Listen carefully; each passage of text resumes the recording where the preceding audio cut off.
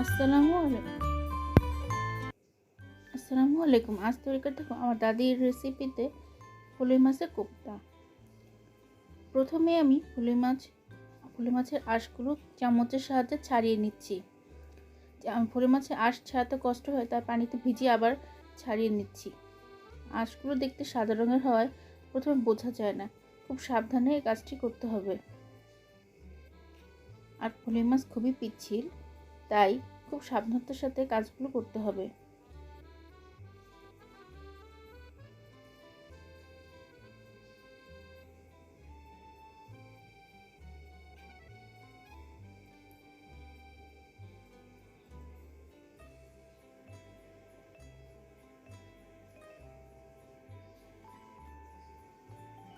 আমি এভাবে সবগুলো মাছের আঁশ ছাড়িয়ে নেব।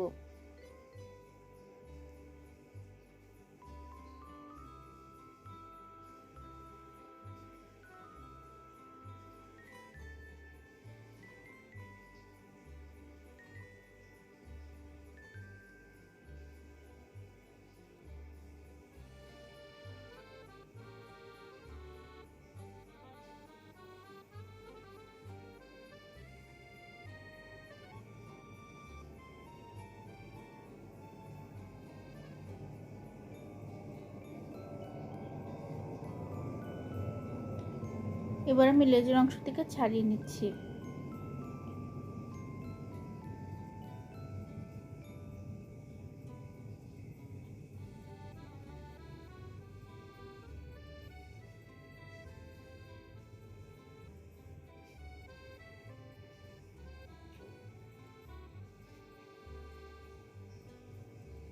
খুব সাবধানে কাজটি করতে হবে।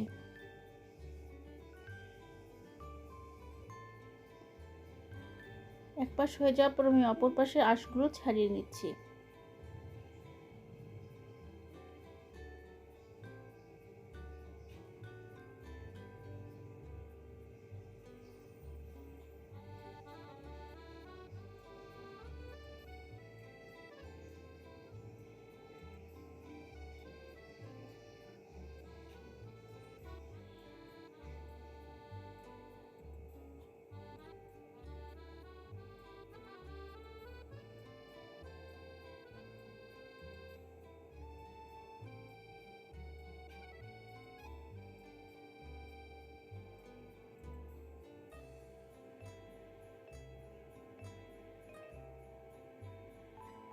স্ক্রিনে যেভাবে দেখানো হচ্ছে এভাবে মাছের আঁশ পরিষ্কার করতে হবে।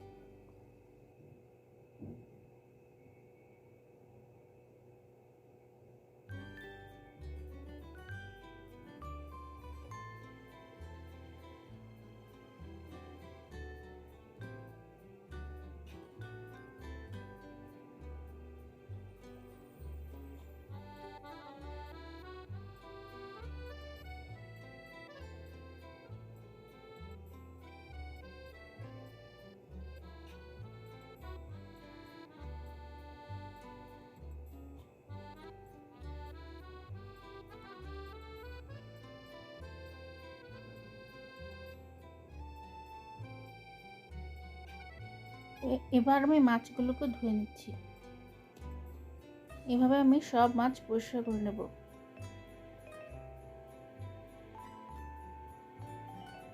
যাতে মাছের গায়ে কোনো আঁশ না থাকে।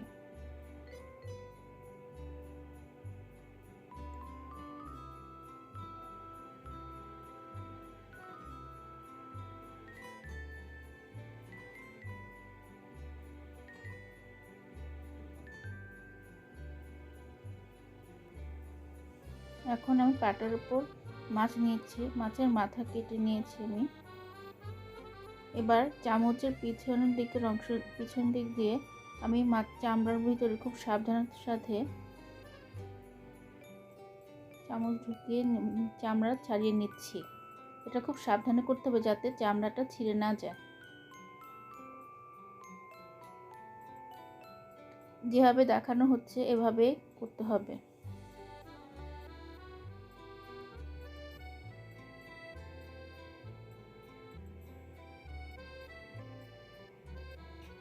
ফলুই মাছ নরম হওয়াতে খুব সাবধানতার সাথে এটা কাজটি করতে হবে।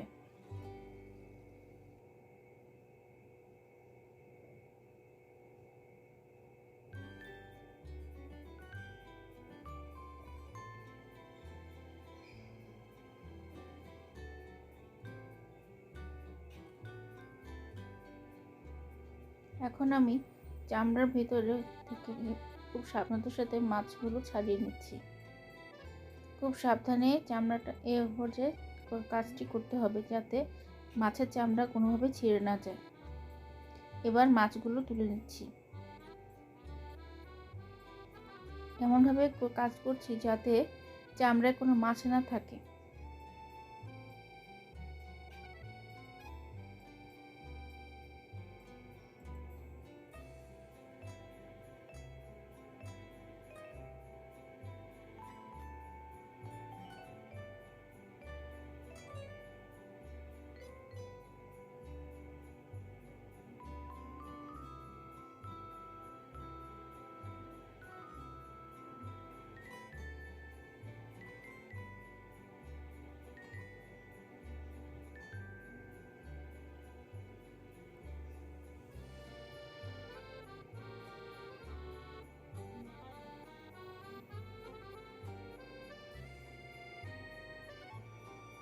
খুব ভালোভাবে একদিক পরিষ্কার হওয়ার পর অন্য সাইডে আমি কাটার উপর থেকে মাছগুলো সাবধানতার সাথে তুলে নিচ্ছি।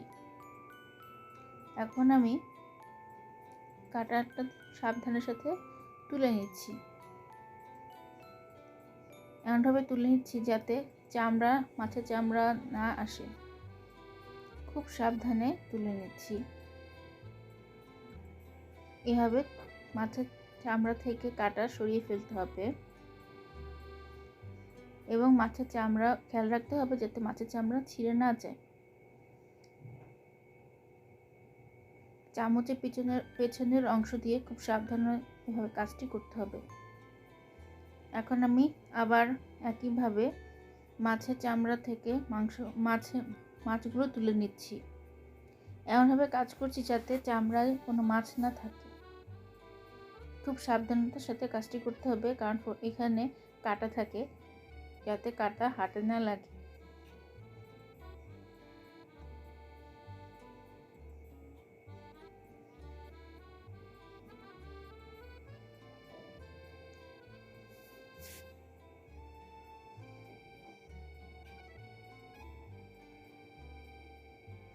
আমি মাছগুলোকে আলাদাভাবে তুলে নিয়েছি এবং কাটার অংশটাকে আলাদাভাবে তুলে নিয়েছি এবং কাটাগুলো বেছে নিয়েছি।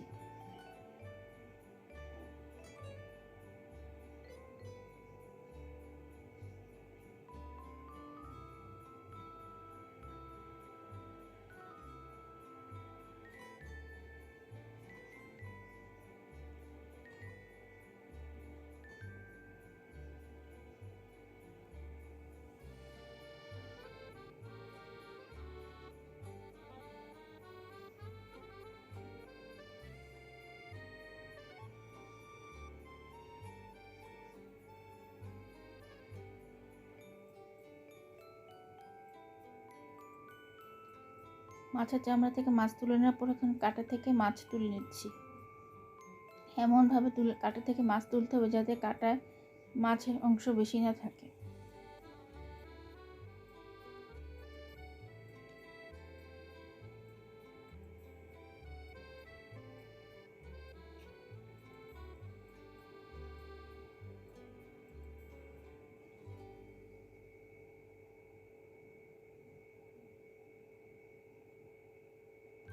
এখন একটি পাত্রে মাছগুলো নিয়ে নিয়েছি। মাছগুলো ভালো করে কাটা বেছে নিয়ে নিয়েছি।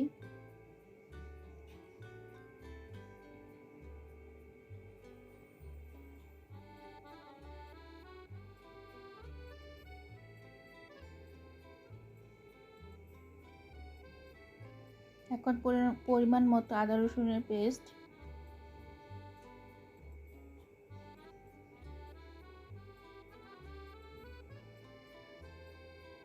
আদা রসুনের পেস্ট দিয়ে ভালোভাবে মেখে নিচ্ছি। মাখার সময় কোনো কাটা পেলে সেটা তুলে নিচ্ছি।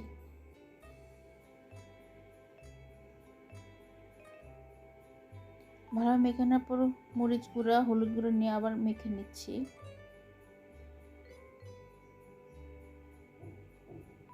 এ পর্যায়ে গরম মশলা গুঁড়া,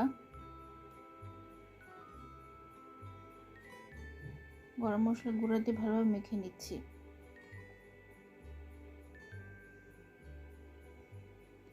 মাছের মশলা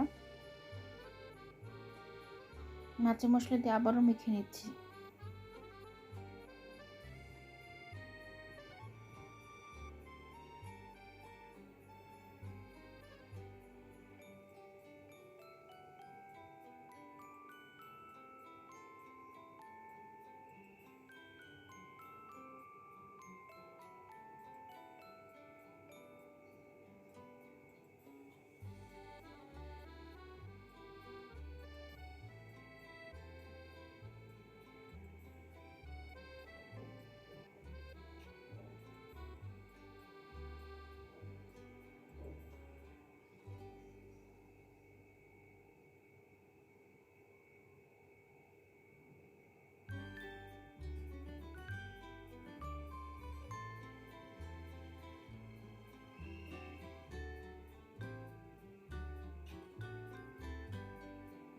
এবার পরিমাণ মতো পেঁয়াজ কুচি,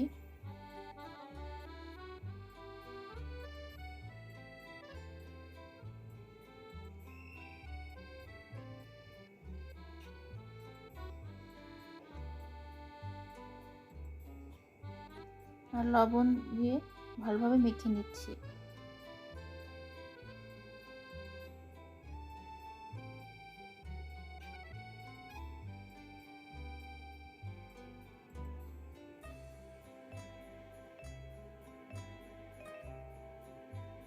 এখন পরিমাণ মতো ধনিয়া পাতা কুচি দিচ্ছি, আবার ভালোভাবে মেখে নিচ্ছি।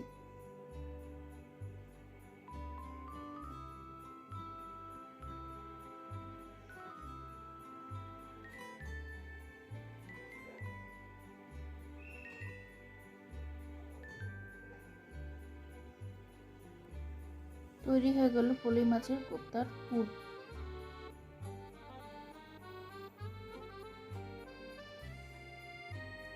এবার পাটার উপর মাছের চামড়াটা নিয়ে নিচ্ছে এবং পরিমাণ মতো পুর দিয়ে দিচ্ছি। ইচ্ছে করলে এখানে কাঁচামরিচ কুচি ব্যবহার করা যেতে পারে, বাচ্চারা খাবে তাই গুঁড়ামরিচ অল্প ব্যবহার করা হয়েছে।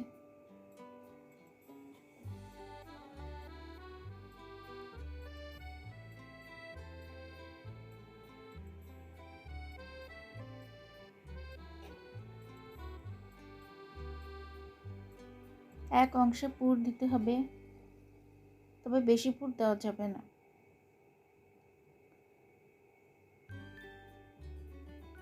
লেজের অংশ ভিতরে দিয়ে তারপর অপর পাশ দিয়ে ঢেকে দিচ্ছি।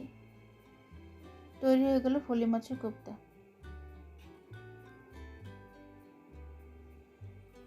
ফলুই মাছের কোপ্তার প্রথম পর্ব।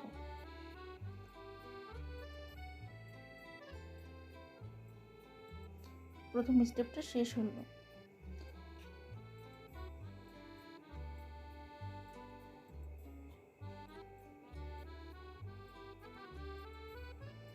এভাবে আমি সবগুলো ফলুই মাছের কোপ্তা তৈরি করে নেব।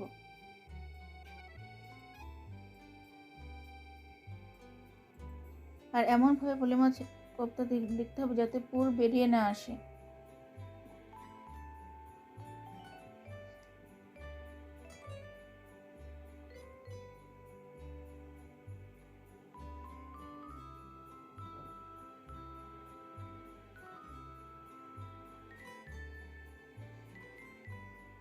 দেখতে ঠিক এমন হবে।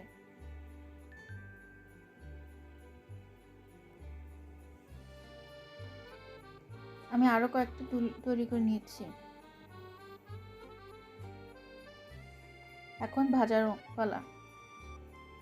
গরম তেলে আমি ভেজে নিচ্ছি। অবশ্যই এটা অনেক তেল, এটা ডুবো তেলে ভাজতে হবে। খুব সাবধানে আমি ভেজে নিয়েছি।